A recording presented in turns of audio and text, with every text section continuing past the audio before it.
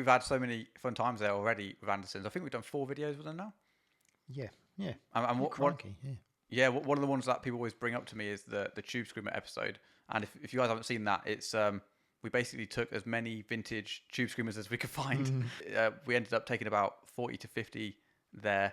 And I remember, again, a bit like we were saying before with Lee, he was like, once he saw how many we bought, I don't think he realised how many we were taking. No. I think he thought we was taking 4 or 5. Yeah. We pulled up this crate, and he was like, I don't know who he was speaking to, but he ended up making like a bit of a phone call to someone, and like, oh, we need to like take this more. Like, seriously, I don't know what it was, but yeah, I just remember him like, oh my, this is crazy. And that episode got a lot of traction online. People have been going a bit crazy about it. But if you haven't watched it, definitely go and watch it. It's one of the craziest things we've ever done. But yeah, essentially we did an A/B test with like vintage TS808s, TS9s, and TS10s. The difference is not overwhelming, is it?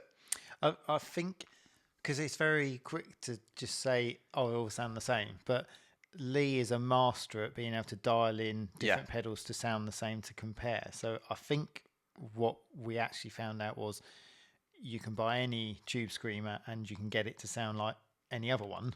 Yep. But the ends of those tones that you can get are different with each one. So you can get them all to sound a similar in the middle kind of sound. But I think like the TS10, you get more of a high fidelity sound. That's what people always say a lot.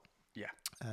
I like the 808. I find it a bit warmer, but we dialed it in, so, and it depends what amp you're playing, how you're playing on the day, what feel you've got with stuff. So don't get a massive bee in your bonnet as to which one to get. They're all going to give you the mid hump and, the that kind of territory.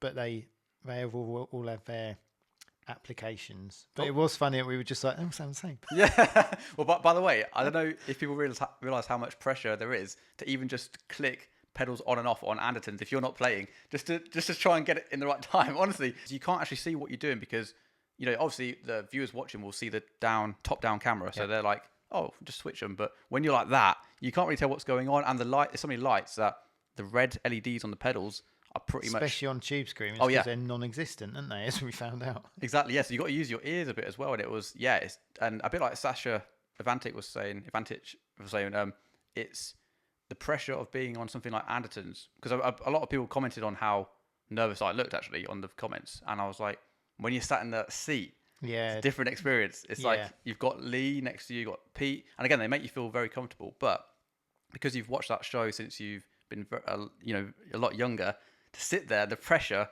is it's massive. And we actually spoke about this, how for the first time me and you actually went on and guested on there together, there was a big jam at the end, like a 4-way jam, and it got to the stage where Paul didn't really know if he was getting on camera or not, and they were like, yeah, Paul, just grab a guitar, come on, and do you want to talk a bit about that experience, because you actually really stepped up your game for that performance. It was I'm so pleased I did it, and it was cool that my dad was there as well, so I had my moral support coach. But it was such an awesome day. But like you say, we didn't know who was, whether I'd go on camera or not for any of it or bits of it or what. And it's good because you want it open, see how it flows, and it's the best way to do it, I think. And it was when they said about it, I was like, oh no, we won't. And then when it became apparent that we were, I was like, A, this is going to be amazing, and B, oh my Christ, I'm going to poop myself. I'm really nervous because we've spoken about this before, isn't it? We're both quite anxious people because we get on so well. We bounce off each other and help relax each other. But on earlier live streams that we've done and things together, where you can see we're a lot nervous. And big credit to Philip Sayson, the Together format, the streaming service, because that was where we first sort of started. And that was it was after one of those that we've ended a first Instagram live, didn't we? It was. We were so like, wow, we managed to do it. It was amazing. And by the way, Philip actually jumped on that live stream and actually commented, and we was like, this is crazy. It's literally. Yeah. So don't ever let. I think the moral is, don't ever let anything hold you back. Give it a go, even if you fail. You gave it a go. No one can have a pop at you. Give it a go.